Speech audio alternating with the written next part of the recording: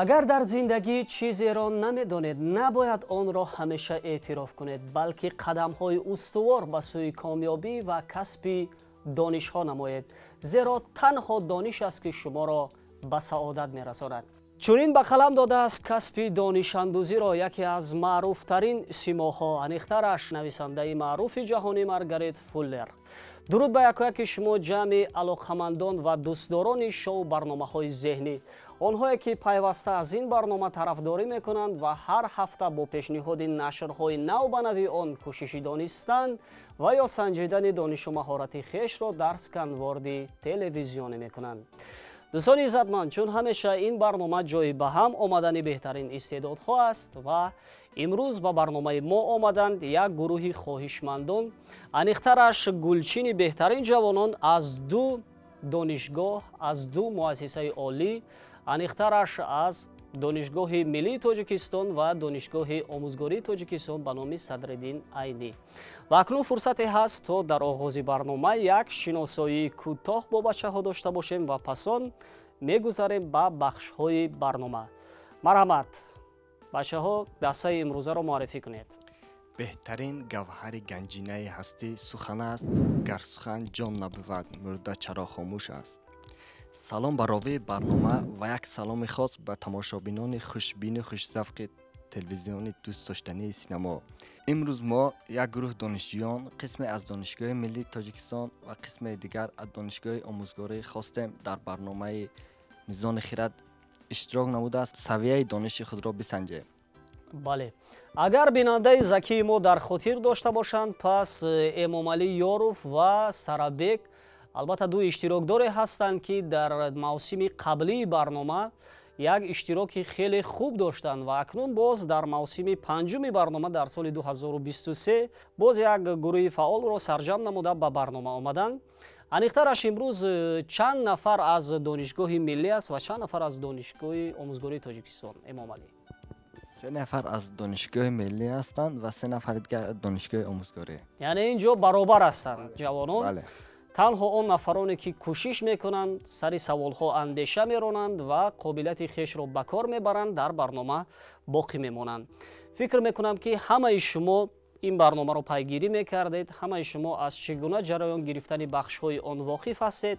یعنی در این منبر کسی که تلاش نمیکند، کسی کوشش نمیکند، پس از برنامه اختصار می شود. برای همه شما ما برای موفقیت خواهان هستیم و پیش از اون که ما دور اولی برنامه رو با بچه ها آغاز کنیم، میسازد یک نازکی رو در بخش بازی با تماشابین به بیننده که پیوسته برنامه ما رو تماشا میکنند برسونیم. آن نفرانی که واقعا در موسم پنجم خیلی فعالانه اشتراک میکنند و سر سوال ها اندیشه ها رانده جواب های درست رو به عنوان برنامه میزان خرد روان میکنند.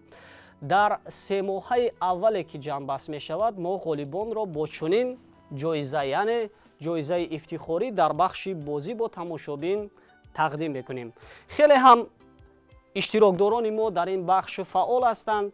انیخترش از زمره چنین نفران استاد امان الله سلطانوف از ناحیه مومن‌آباد ولایت ختلان، ابراهیم رجبوف از ناحیه شمس‌الدین شاهین، ابراهیم شکوروف از شهر ترسونزاده و به مانند همین چهره‌ها دیگر نفرانی هستند که واقعا از گوشه و کنار کشور پیوسته به عنوان برنامه میزان خیرات جوابهای درستی خودشان را روان میکنند و غالب هم میگردند. یعنی در برابر چنین نفرانی که به واسطه جوابهای درست را به عنوان برنامه ما روان میکنند، غالبی برنامه دانسته میشود.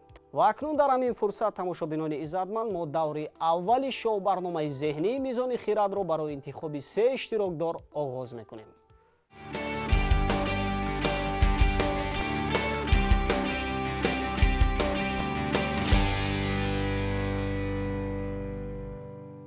شاعر و درامانویس مشهور تاجیک، خادم برجسته دولتی و جمعیتی، یکی از شاعران زبردست دوران معاصر که از آخر سالهای 30 بیشتر برای بچه ها شعر گفته است، کلمه از 8 حرف عبارت است. حتی از روی داستان لیلین در پامیر او که رژیسور معروف روس ولادیمیر ماتیل سال 1962 فیلم بچگان پامیر را به نوار گرفته است. خدمت این شخصیت در تهیه فراگیرترین فیلم های استحصال وطنی ما در سالهای 70 خیلی بزرگ است. шоир ва дроманависи машҳури тоҷик гуфтем ки аз солҳои 30 бештар барои бачагон эҷод кардааст ва достонҳои хеле ҳам фарогирро барои аҳли завқ пешниҳод карданд ва хусусан гуфтем аз рӯи достони ленин дар помири ӯ соли 1962 филми бачагони помир рӯи навор омадааст. шояд ҷавоби ин савол Мирсаид Миршакар бошад, чун Мирсаид Миршакар ба бачагон бисёр асарҳо эҷод намудаанд ки дар асарҳои онҳо бештар ба бачагон бахшида шудааст. маҳи шуғнон ҳамеша гулбасар бош, ба фарқам ҷовидонӣ ҷилвагар бош. нависад Миршакар дар васфи ту шеър, ба вай илҳом бахши бо ҳунар бош. мо ба ифтихорашон каф мекӯбем. дар ҳақиқатан ин калимаи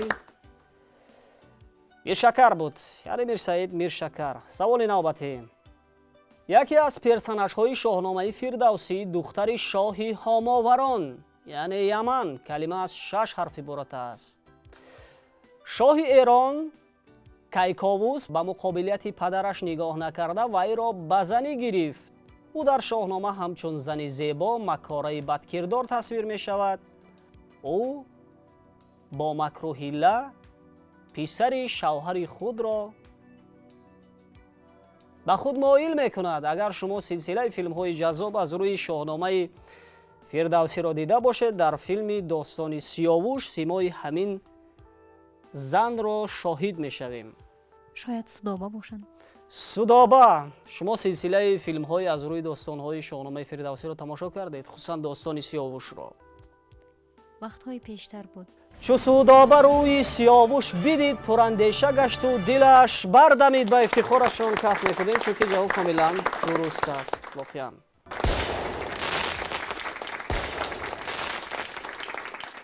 саволи навбатӣ акнун пешниҳод мегардад. дарёнавард иктишофгар ва тоҷири итолиёвӣ нахустин шахсе дар тамаддуни ғарбӣ ки ба қитъаи Амрико дастрасӣ ёфт ва ба кашфи минбаъдаи он оғоз бахшид. калима аз 6 ҳарф иборат аст. ӯ чӣ ном дошт? кушодани Амрико яке аз омилҳои муҳимтарини рушди бозори умуми дунявӣ гардид баъди он ки бевосита ҳамин нафар ба кушодани Амрико даст ёфт. чӣ ном дошт? шояд ин Христофор Колумб бошад. Христофор Колумб. ба ифтихорашон каф мекунем. воқеан саволи навбатӣ. намоди дудмони Сосониён мурғе ки бар фарози дарахт ё кӯҳ ошиён дорад, баландошиён калима аз 6 ҳарф иборат аст. паррандаест афсонавӣ дар асотири бостонии Эронзамин. аз миёни ҳазораи яки пеш аз милод эрониён онро ҷонвари шерсару шерпанҷа, шоҳинбадан, товусдум пиндоштанд. намоди дудмони давлати Сосониён ҳамин парранда буд ва дар шоҳнома низ зикри он меравад ки ӯ пуштибонӣ аз паҳлавонон мекунад. шояд ин Симурғ бошад.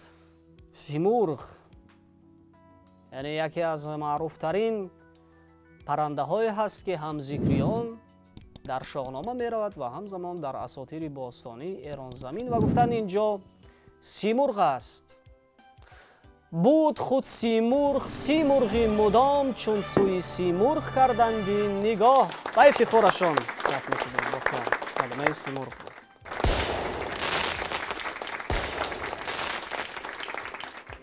ахтаршинос, риёзидон, механик, иқтисоддони лаҳистонӣ калима аз 8 ҳарф иборат аст. ӯ дар таърихи илм ҳамчун муаллифи системаи офтобмарказии ҷаҳон машҳур аст ки чунин андешаи ӯ инқилоби бузурги илмӣ ба ҳисоб меравад. яъне то замоне ки ӯ мушаххас накард ва далелҳои амиқро дар бораи ҳаракати офтоб ва дигар сайёраҳо пешниҳод накард, хулосаҳои одамон нисбат ба зуҳуроти кайҳонӣ, нисбат ба ҳаракати замин дигаргуна буд. андешаи ин олим дар таърихи ҷаҳонӣ тасдиқи ҳамвораи худро ёфт ки баъди чандин солҳо барои аҳли илм возеҳ шуд ки бевосита ӯ аз рӯи нақшаҳои яке аз фарзанди тоҷик Насириддини Тусӣ ба чунин комёбии илмӣ даст ёфтааст. نیکولای کوپرنیک. نیکولای کوپرنیک آخر ما با افتخارشون کف میکنیم. بله واقعا این کلمه کوپرنیک بود.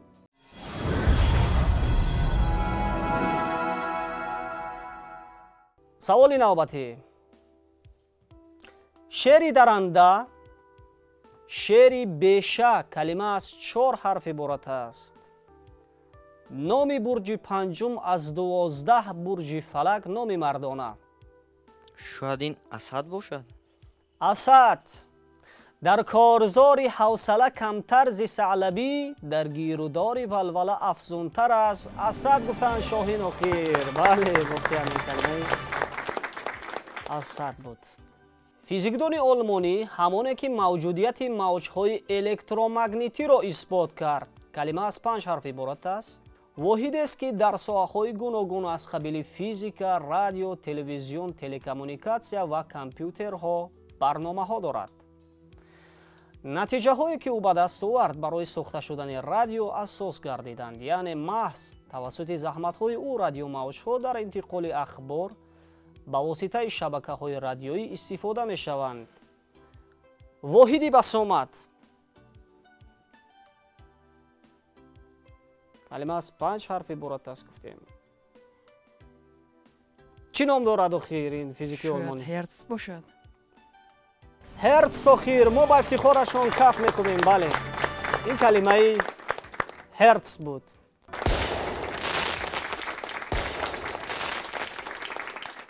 ماهی کامل، ماهی تمام، ماهی 14-15 روزه کلمه از 4 حرف عبارت است. مجازاً روی زیبا یکی از اهیله ماه که در آن کل قرص ماه به صورت روشن دیده می شود. ماهی کامل، ماهی پره، ماهی تمام، ماهی 14-15 روزه رو چی میگویم بچه ها؟ کلمه گفتیم از 4 حرف عبارت است. بهمن. متاسفانه بهمن نه بلکه بدر. بدر گفتند اینجا سرابک. شبی قدرش فزون از لیلة القدر، فروغی انجمش روشنتر از بدر گفتند. با افتخارشون کف میکنیم. واقعا هم این کلمه بدر بود. تبریک میکنیم سه اشتراکدار که واقعا با سوالها اندیشه های جدی راندند و همینطور به دور نوبتی سربلندانه راه خط گرفتند. با دیگر اشتراکداران میگویم دل آزرده نشوید. شکل برنامه میزان خیرات چنین است، یعنی در این برنامه هم برد است هم باخت است، ولی نباید شما دل آزرده شوید چون که برنامه های بعدی امکانیت میدهد که شما باز هم بیایید و در همین منبر یک بازی خوب و جالب داشته باشید. برای اشتراک فعالانه با همتون اظهار سپاس و اکنون میتوانید برنامه ما را ترک کنید. خوش آمدید.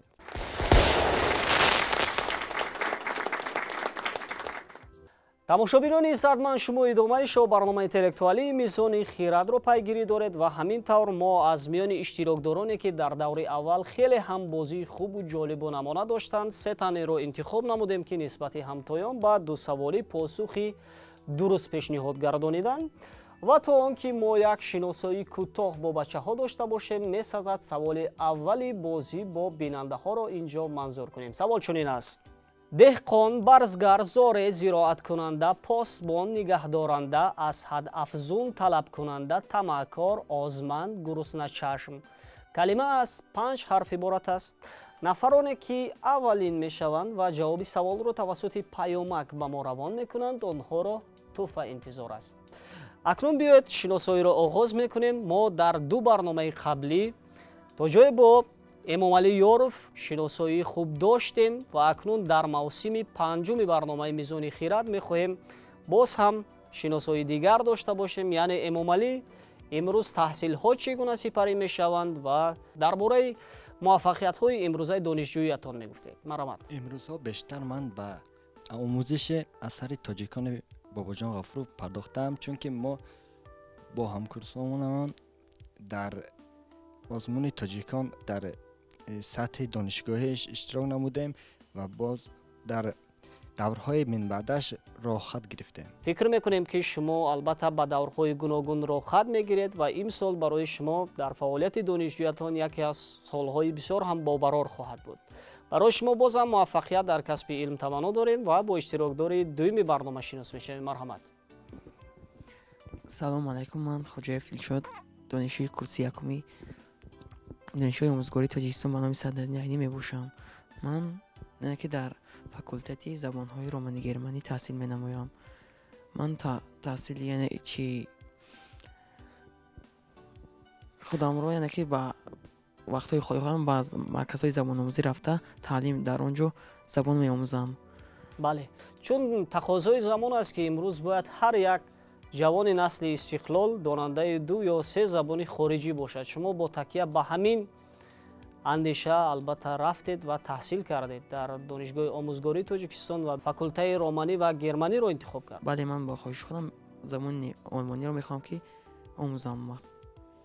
بسیار خوب. و اکنون با اشتراکداری سیومی برنامه شناس میشویم سرابک که واقعا هم او نیز در برابر امام علی یکی از اشتراکداران فعال برنامه ما در 2 نشر قبلی یعنی در موسم 4 بودند. بیاید اکنون سرابک درباره امروزه موفقیت های دانشجویی میگویم. مرحمت. من давлатов Сарабек, донишҷӯи бахши дуюми донишгоҳи омӯзгории Тоҷикистон ба номи устод Садралдин Айнӣ мебошам.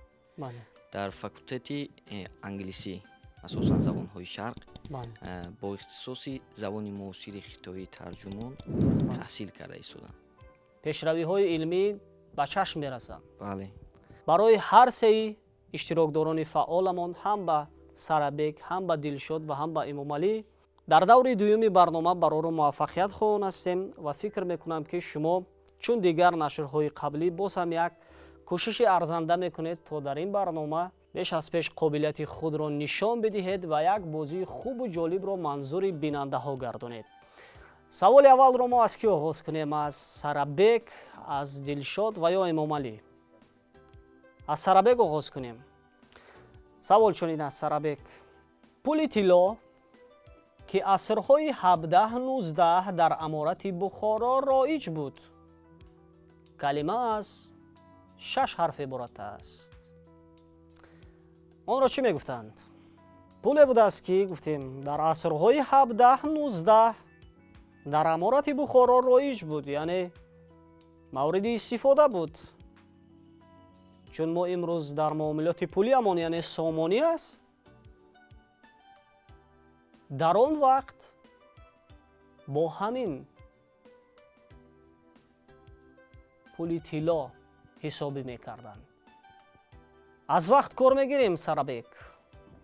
бале, аз вақти додашуда истифода мекунам. але, ҷиҳати фикр намудан шумо 10 сония вақт дар ихтиёр доред. вақт рафт.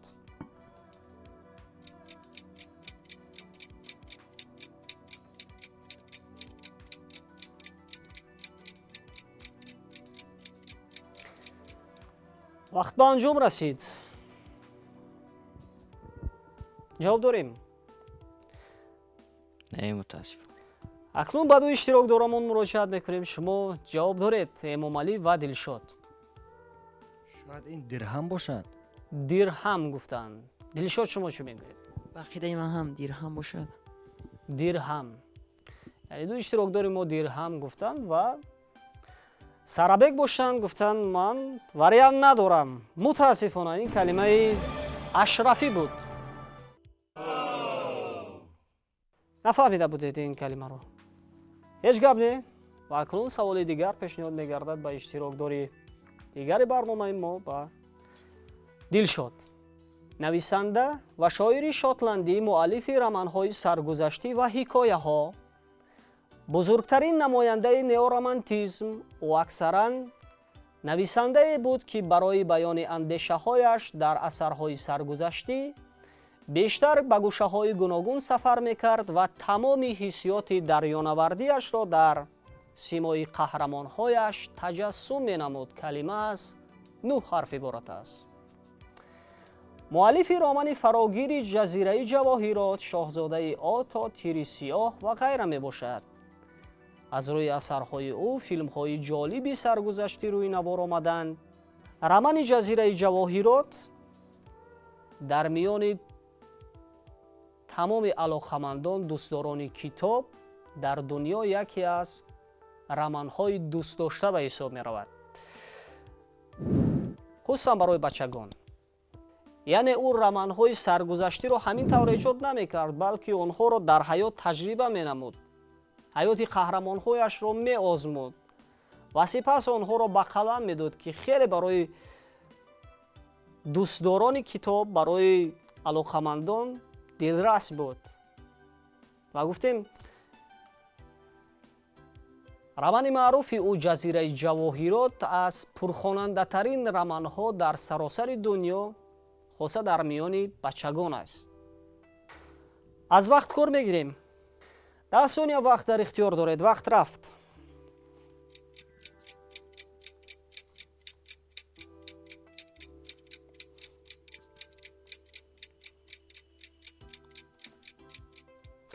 вақт ба анҷом расид. нависандаи маъруфи жанри саргузаштӣ, муаллифи романи ҷазираи ҷавоҳирот ки аст? марамад. ҷавоб дорем? Не. ҷавоб нест. эмомалӣ ва сарабек, шумо посух доред ба саволи рақибатон? ҷавоб ҳаст эмомалӣ? Не, ҷавоб нест. мутаассифона ин калимаи Роберт Луис Стивенсон буд. нафаҳмида буди Стивенсон? фикр мекунам ки шумо ин нависандаро бо меросаш шинос мешавед, мехонед, мутолиа мекунед, зеро бисёр ҳам асарҳои ӯ дар саросари дунё пурхонандаанд. саволи дигар акнун пешниҳод мегардад ба иштирокдори сеюми барномаи мо, ба Эмомалӣ. сарзамини байни Амударё ва Сирдарё то забти арабҳо калима аз 7 ҳарф иборат аст. истилоҳи форсии он дар асри 7 то минтақаи таърихи ҷуғрофӣ дар Осиёи марказӣ истифода мешавад. ин манотиқи қатъӣ байни дарёҳои Ҷайҳун, яъне Ому ва Сайҳун, ҳоло Сирдарё, қисми зиёди қаламрави онро заминҳои обёришаванда, кӯҳу даштҳо ишғол мекунанд. аҷдоди мо, бобоёни мо, гузаштагони мо бевосита дар ҳамин минтақа ба сар бурданд, дар ҳамин сарзамин зиндагӣ доштанд. ному шӯҳрати миллати тоҷикро баландовоза карданд, ба саросари дунё паҳн намуданд мероси гаронбаҳои илмии худашонро. аз вақти додашуда истифода мебарем. 10 сония вақт дар ихтиёр доред. вақт рафт.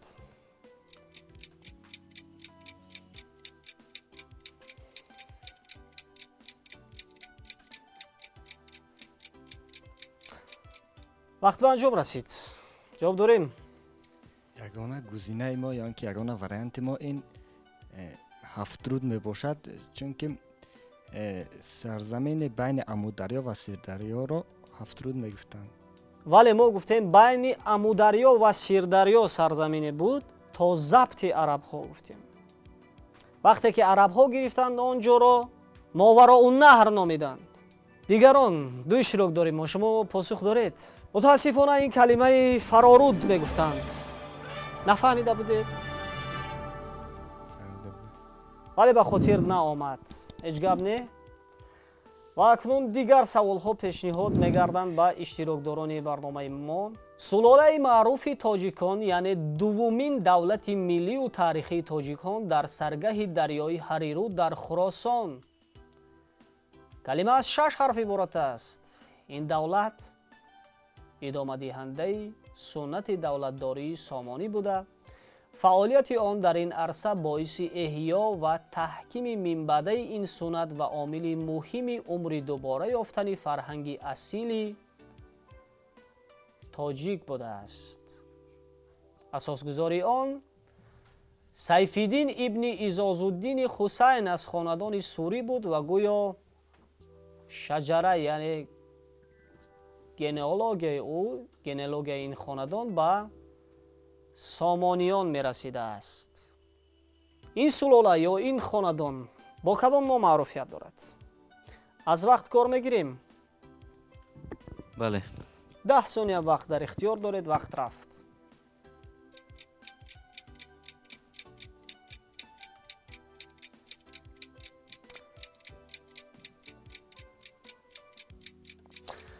вақт ба анҷом расид. чӣ ном дошт? دومین دولت ملی و تاریخی تاجیکان بود. دیگران جواب داریم بچه ها. دو اشتراکدار فعال ما. این سلاله یا اینکه این دولت غوریان به حساب می رود که در برابر دولت سامانیان این دولت ملی و تاریخی تاجیکان به حساب می رود. ما با افتخار امام علی کف بکوبیم. واقعا همین کلمه غوریان یا این سلاله معروفی تاجیکان که البته ادامه دهنده سنت سامانیان بودند، غوریان بود.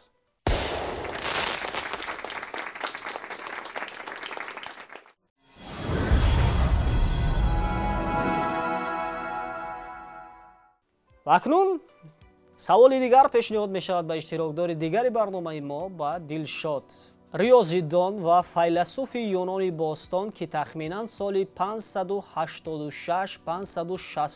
تا میلاد تولد شده است. کلمه از 7 یا 9 حرف عبارت است. یعنی بیان کردن نام همین ریاضیدان، همین فیلسوف با دو واریانت صورت میگیرد، هم 9 حرفه و هم 7 حرفه. شما کدومی از این واریانت ها رو پیشنهاد کنید، ما قبول میکنیم. او اساسگذار تعلیمات دینی و فلسفی است که به واسطه با نامش معروفیت دارد. سهمش در علم های دقیق نیز خیلی محوری می باشد. مثلا دستاورد مهمترین علمیش به متماتیکا متصل وارد ساختن اثبات است. قید کردن جایز است که تنها پس از همین عمل متماتیکا به علم تبدیل یافت، چون که بر پایه متماتیکا علم به دنیا آمد، زیرا یگان تحقیقات انسان تا از اثبات متماتیکی نگذرد علم حقیقی به حساب نمی رود. در مکتب او همزمان بار نخست گیومتریا به صفت فن مستقل شناخته شد و با نامش تئورم نیز موجود می باشد. یک تئورم بسیار معروف است در گیومتریا. در شرایط امروز تا یگان تحقیقات انسان از اثبات متماتیکی نگذارد علم حقیقی به حساب نمی رود. یعنی خدمت های همین ریاضیدان، همین فیلسوف در رشد علم های گوناگون بخصوص در ذهن و تفکر بشریت خیلی هم بزرگ و برجسته است. او چی نام داشت؟ از وقت استفاده میبریم. 10 ثانیه وقت در اختیار دارید. وقت رفت.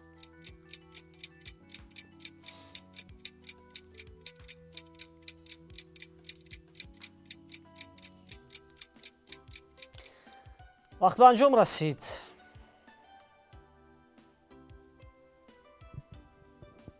متاسفانه یکم جواب ندارم. جواب به خاطر نآمد. از دو اشتراکدار همان میپرسیم. شاید این پیفاگور باشه. اینجا اولین شده سرابک پیفاگور گفتند و این کلمه پیفاگور یا فیثاغوریس بود. ما با افتخارشان کف میخوبیم. واقعا هم.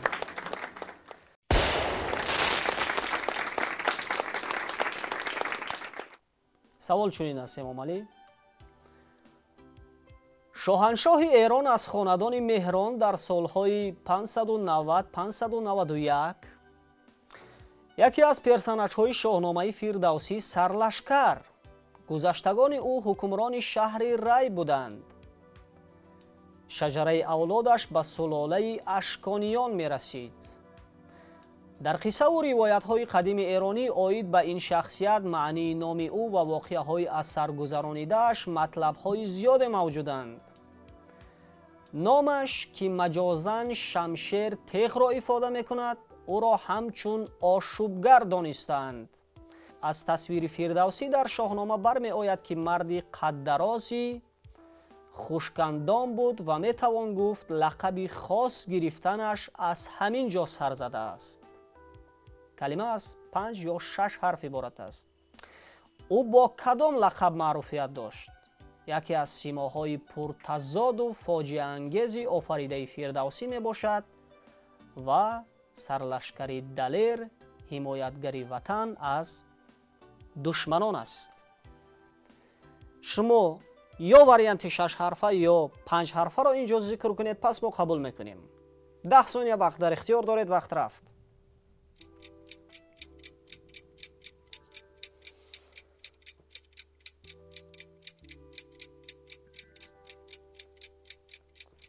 вақт ба анҷом расидем омалӣ.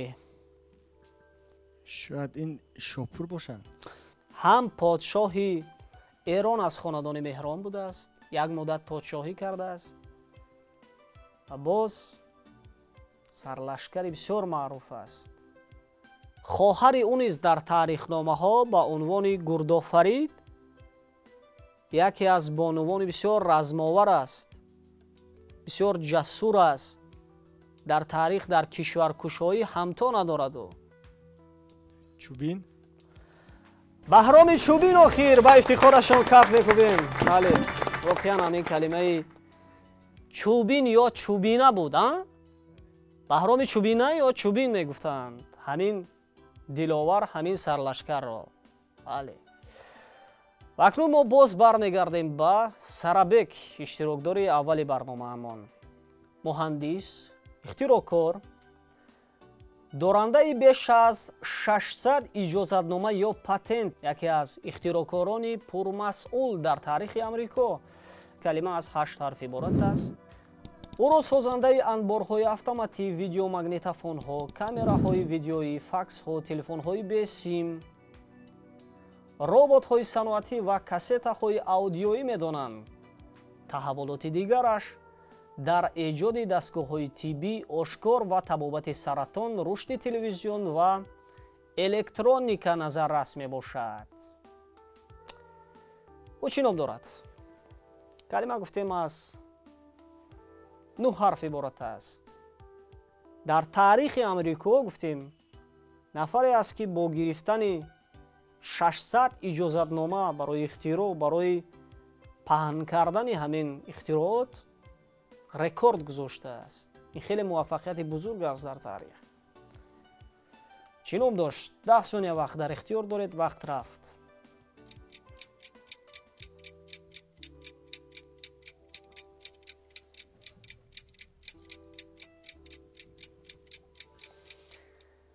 вақт ба анҷом расид. ҷавоб дорем? ҷавоб нест?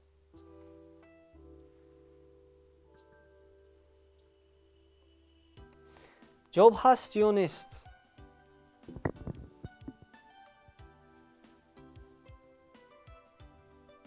не. надорем. ҳар ду иштирок дорем. шумо ҷавоб доред? мутаассифона не. нест?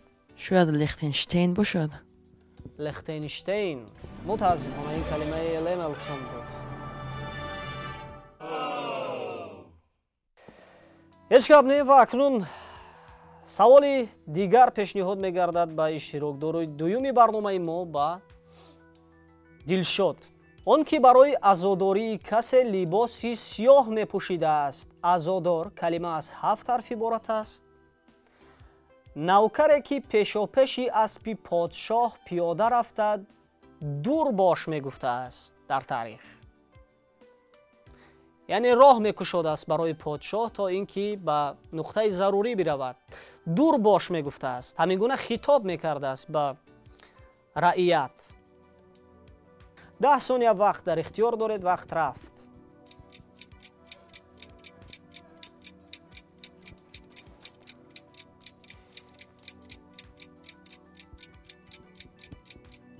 вақт ба анҷом расид. ҷавоб дорем?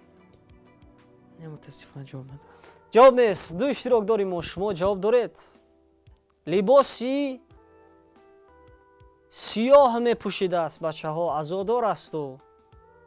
ва боз навкаре будааст ки пешопеши аспи подшоҳ мерафтааст, ба мардум муроҷиат мекардааст ки дур бошанд ва роҳ мекушодааст барои подшоҳ. бари тахти ман тохтанди савор, сияҳпӯшу найзаворон 100 000. сияҳпӯш буд ин калима. мо гуфтем касе ки либоси сиёҳ пӯшидааст, азодор аст. сиёҳпӯш охир. саволи охирини даври дуюм пешниҳод мегардад ба иштирокдори сеюми барномаи мо, ба Эмомалӣ. зарар, зиён, осеб калима аз 6 ҳарф иборат аст. корди музаду зон номи симои маъруфе ки устод ҳошимгадо дар филми шӯълаи хомӯшгаштаи гулханҳо офаридаанд. шояд ин калимаи газанд бошад. газанд? бале. зарар, зиён, осебро газанд мегӯем? бале. чӣ хел мегӯем? ки аз боду борон наёбад газанд. ҳамин хел? ва симои маъруфе ки устод дар филми шӯълаи хомӯшгаштаи гулханҳо офариданд, яъне газандхон. ҳамон чеҳрае ки бевосита аз пой меафтонанд буқаро. чу боло барорад гиёҳе баланд, сари сарвро бошад аз вай газанд. мо ба ифтихори эмомалӣ каф мекубем. дар ҳақиқат ҳамин калимаи газанд буд. ҳамин тавр тамошобинони иззатманд, даври дуюми шоу барномаи интеллектуалии мизони хират ба поён расид ва ҳар се иштирокдорони мо хеле ҳам фаъол буданд.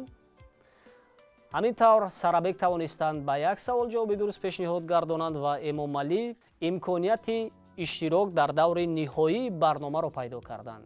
ҳам ба Сарабек ва ҳам ба Дилшод ҷиҳати иштироки фаъолона дар шоу барномаи зеҳнии мизони хират изҳори сипос мекунем ва аз ҷониби раёсати кор бо ҷавонон ва варзиши шаҳри Душанбе ба ду иштирокдори фаъол сипосномаҳо, медалҳои ифтихорӣ ва аз ҷониби маркази хират ки беҳтарин китобҳоро барои хонанда манзур мекунад, китобҳои хонданӣ аз хуб ба олӣ Джеймс Коллинз тақдим мегардад ва фикр мекунам ки шумо ин китобҳоро мехонед ва китобҳои мазкур барои пешрафти маърифати шумо ҳамвора мусоидат мекунад, зеро ин китобҳо хеле ҳам дар саросари дунё пурхонандаанд ва чунин имкониятро маркази хират ба якояки онҳое ки дӯстдори китоб ҳастанд ба миён овардааст ва тамоми бинандаҳое ки дар дил хоҳиши хондани китобҳои зарурӣ, китобҳои беҳтаринро доранд, метавонанд ба маркази хират муроҷиат кунанд ва китобҳои олиро барои худ дастрас кунанд ва бихонанд.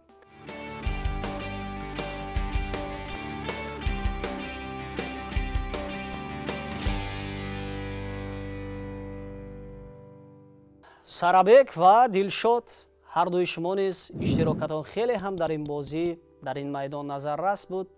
шумо худатонро аз рақиби имрӯза Эмомалӣ Ёров кам надонед ва акнун ман мехостам таассуроти худатонро аз ҷараёни бозии имрӯза мегуфтед. Сарабек, дар ду нашри қаблии барнома иштироки хеле фаъолона доштед ва имрӯз низ иштироки шумо хеле ҳам дар ин барнома назаррас буд ва аз дидгоҳи шумо тафовути ду бозие ки доштед нисбати имрӯза дар чӣ буд? Марамат. аввалан ташаккури худро ба кулли кормандон ва тамошобинони телевизори синамо мерасонам ки барои мо ҷавонон мақсад чунин шароитҳо, чунин барномаҳоро пешниҳод карданд ки мо омада то сатҳи саводнокӣ бисанҷем ва барномаҳои гузашта ки ман низ иштирок кардам, дар якташ мақсад ғолиб омадам, дар яктаи дигааш ҷой нагирифтам ва он вақтам ман мақсад умеди худро аз даст надодам. барое ки боз кӯшиш кардам ки ба барномаҳои дигари шумо омада иштирок кунам ва ҷои намунавиро ишғол кунам. ва бозам барои шумо дар касби илм муваффақиятҳои беназирро таманно мекунем. Сарабек, хуш омадед. Ташаккур. Дилшод чӣ мегӯянд? Дилшод, чӣ гуна буд бозии имрӯзаи мо? барнома ба ман бисёр мақбул шуд, яъне ки ман бисёр камтар ҳаҷонзада шудам дар ин ҷо. Саросима шуде? бале, барнома ба ман вале ин мақбул шуд. иштироки аввалину охирин нахоҳад буд. бале, не як мақсад бо иштирок мекунем дар боварӣ дорем ки шумо боз дар дигар нашрҳои барнома меоед, бо ҳузуратон ин барномаро рангин мекунед ва бозам барои касби таҷриба, барои касби донишҳои нав барномаи мазкур барои шумо мусоидати ҳамвора мекунад. бори дигар ҳарду хуш омадед.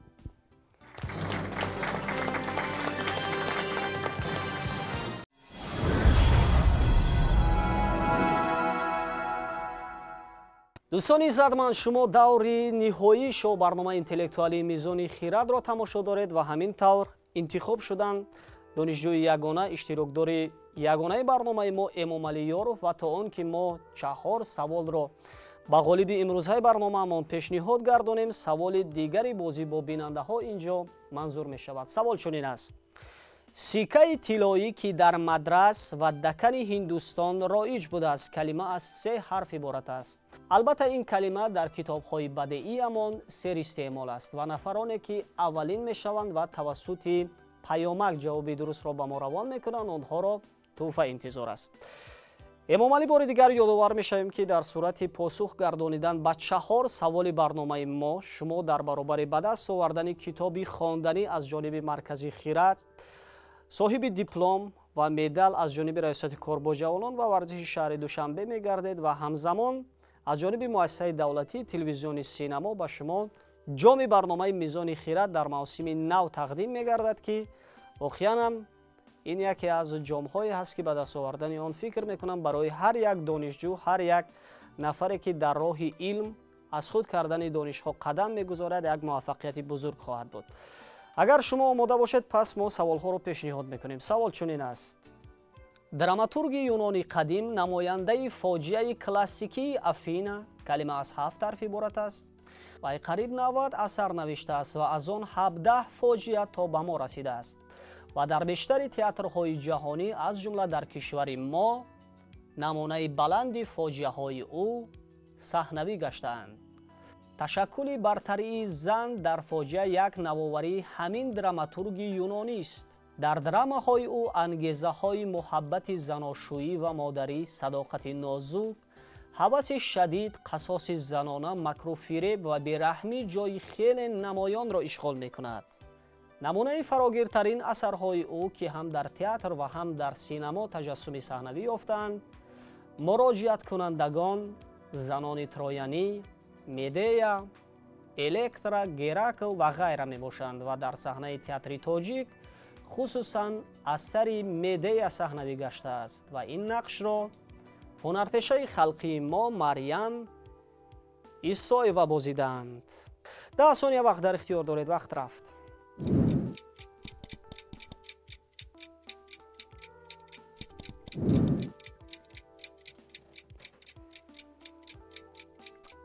вақт ба анҷом расид. ҷавоб дорем. ин драматурги маъруфи юнони қадим чӣ ном доштааст?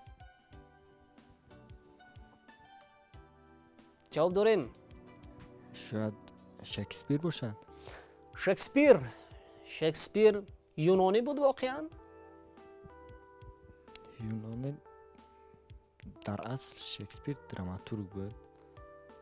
ҷавоб Шекспир? бале, Шекспир. мутаассифона ин Шекспир не, балки Еврипид буд. ҳеҷ гап не? саволҳои дигар акнун. хонадони ҳукуматгари қадими тоҷикон ки аслашон аз Балх буд ва дар ташаккули давлатдорию пешрафти илму фарҳанг ба арабҳо муаллим гаштанд, калима аз 9 ҳарф иборат аст. асосгузори ин сулола муддати вазифаи саркоҳини оташкадаи навбаҳоро дошта шахси донишманд буд ва аз илми фалсафа нуҷум бохабар ва дар дарбори Ардашири Бобакон ҳамчун вазир фаъолият кардааст. ин хонадон то андозае соҳиби истеъдод буданд ки баъдтар дар аҳди Сомониён ва ғазнавиён ҳам боз ба мақоми баланд расиданд ва намояндагони ин сулола дар таърихи халқи тоҷик ва умуман хилофати араб нақши бузурге бозиданд. маҳз ҳамин сулола сохтори давлатии Аббосиёнро тарҳрезӣ карда, онро дар аҳди чанд халифа сайқал доданд.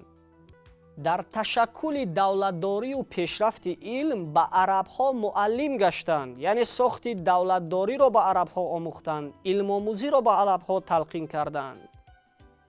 ин кадом хонадон ё кадом сулолаи ҳукуматгари тоҷикон буд? 10 сония вақт дар ихтиёр доред. вақт рафт.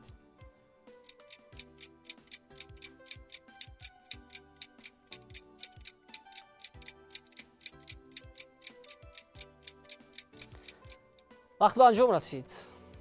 ҷавоб дорем. ҷавоб ҳаст?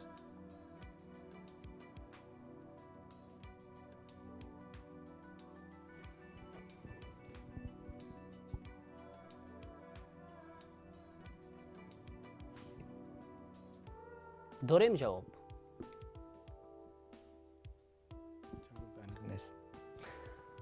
ҷавоби аниқ нест мегӯянд. мутаассифона ин калимаи бармакиён буд. хонадон ё сулолаи маъруфи тоҷикони ҳукуматгар ки воқеан ба арабҳо муаллим буданд дар сохти давлатдорӣ ва пешрафти илму фарҳанг. ин сулолаи маъруфи бармакиён буд. саволи сеюми барномаи мо саволи мантиқист. имом Алӣ, чӣ касе метавонад асп ва филро бардошта ҳаракат бидиҳад? калима аз 10 ҳарф иборат аст. шоҳмодбоз аст. шоҳмодбоз ё шатранҷбоз. мо ба ифтихорашон каф мекунем. бале, ин калимаи шатранҷбоз буд. саволи дигар. дандон сафед як нав ширинӣ, як нав муруди ширинӣ обдор, маҷозан нарм, мулоим, маҷозан ҳарифи гул, сода лавҳ, зуд, мағлубшаванда, бештар дар қимор истифода мешавад. навъе аз анор ки ҳаста надорад, як нав ҳалвои бисёр латиф ва хушхӯр. онро чӣ мегӯем? обдандон. шабе парвонае бо шамъи хандон, зигармиҳои оташ. обдандон гуфтанд низомӣ. мо ба ифтихорашон каф мекунем. бале, ба ифтихорашон. хуб дӯстони иззатманд, ҳамин тавр даври сеюми шоу барномаи интеллектуалии мизони хират ба поён расид ва яке аз иштирокдорони фаъоли мо аз даври аввал то ба даври ниҳоӣ Эмомалӣ Ёров буданд ки воқеан ҳам иштирокашон дар ин барнома хеле ҷолиб ва назаррас буд. барои иштироки фаъолона мо ба Эмомалӣ изҳори сипос мекунем ва аз ҷониби раёсати кор бо ҷавонон ва варзиши шаҳри Душанбе ба Эмомалӣ диплом, ҳамзамон медали ифтихорӣ ва аз ҷониби маркази хират ки болотар зикр кардем серхонандатарин китобҳоро пешниҳоди алоқамандон аҳли завқ мегардонад, ба Эмомалӣ китоби кимиёгари Пауло Куэло тақдим мешавад ва фикр мекунем ки шумо ин китобро ки воқеан ҳам дар саросари дунё аз пурхонандатарин китоб ба ҳисоб меравад, бо шавқи беандоза мутолиа мекунед ва китоби мазкур ҳамвора барои пешрафти маърифати шумо мусоидат мекунад.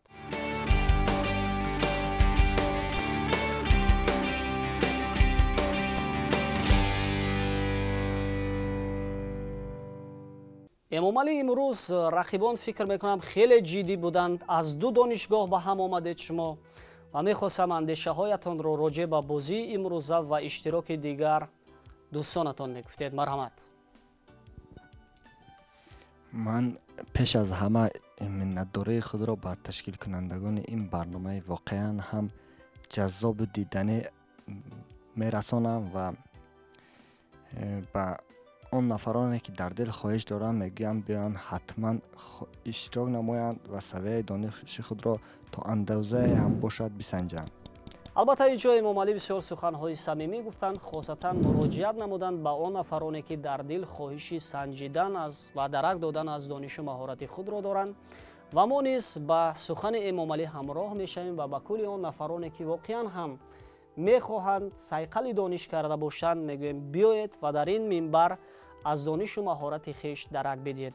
ва ҳамин тавр тамошобинони иззатманд мо оҳиста оҳиста мерасем ба фарҷоми шоу барномаи интеллектуалии мизони хират ва чун ҳамеша саволи охирини бозӣ бо бинандаҳо манзур мегардад. савол чунин аст: чизе ё касе ки мардро аз по меафканад? калима аз 9 ҳарф иборат аст. маҷозан далер, паҳлавон, пурзур.